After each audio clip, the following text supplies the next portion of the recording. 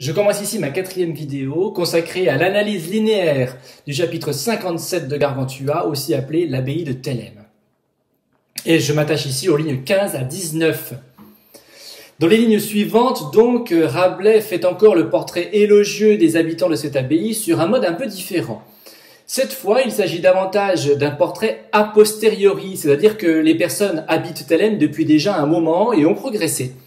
C'est ce que l'on voit dans les premiers mots de ce paragraphe. Ils étaient tant noblement instruits. Le verbe va nous décrire un aboutissement, un résultat. Contrairement au verbe d'action à l'imparfait, comme disait ou buvait du paragraphe précédent qui indiquait une habitude. Quel est ce résultat justement?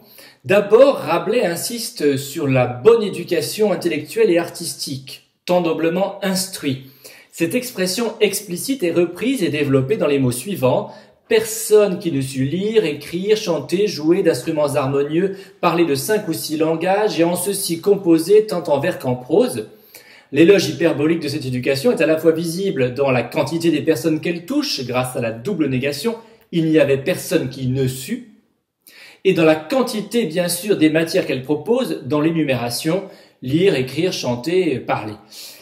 Les deux rebondissements finaux qui apparaissent dans les expressions soulignées, et en ceci composé, et tant en vers qu'en prose, sont faits pour ajouter encore au portrait élogieux. Après avoir créé, on s'en rend compte, un seul groupe de tous les télémites, l'auteur distingue dans les lignes suivantes les hommes et les femmes dans un parallélisme. Jamais ne furent vus chevaliers, ligne 17, jamais ne furent vus dames, ligne 18.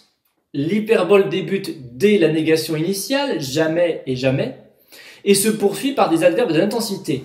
Jamais ne furent vus chevaliers si preux, si galants, si dextres à pied, plus verts, mieux remuants, maniant mieux toutes les armes.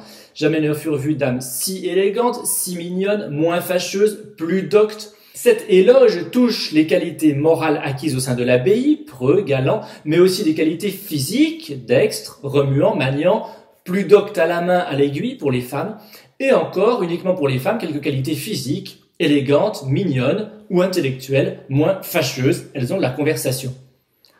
On le voit, les qualités acquises sont très nombreuses, touchent tous les domaines et tous les habitants de Thélème. Pour Rabelais, l'homme humaniste est capable de tout. Ses apprentissages peuvent être infinis. Ce n'est donc pas seulement une exagération, une hyperbole. Dans sa pensée d'humaniste, tout est possible. C'est déjà ce qui était visible dans les pages consacrées au début du roman à l'éducation de Gargantua, qui avait une connaissance énorme. Enfin, on remarquera que Rabelais, comme au début, met encore en œuvre sa règle dans le style. La liberté apparaît dans les 2 paragraphes commentés. Si en effet il y a à chaque fois des parallélismes qui créent une structure stable et relativement fermée, Rabelais s'arrange toujours pour la casser. Dans les lignes 11 à 14 par exemple, après 3 structures parallèles, il organise la phrase différemment.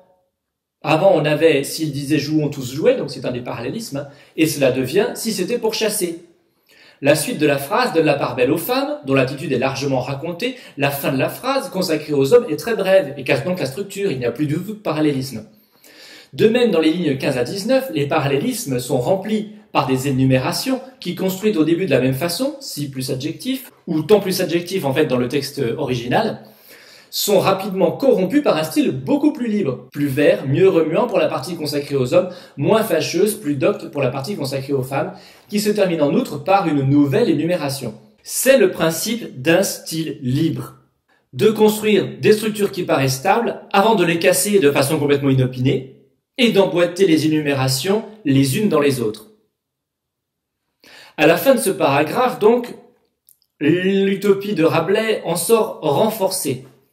L'apprentissage des personnages au sein de cette abbaye a été optimal, apparemment, et même le style appuie cette utopie de la liberté.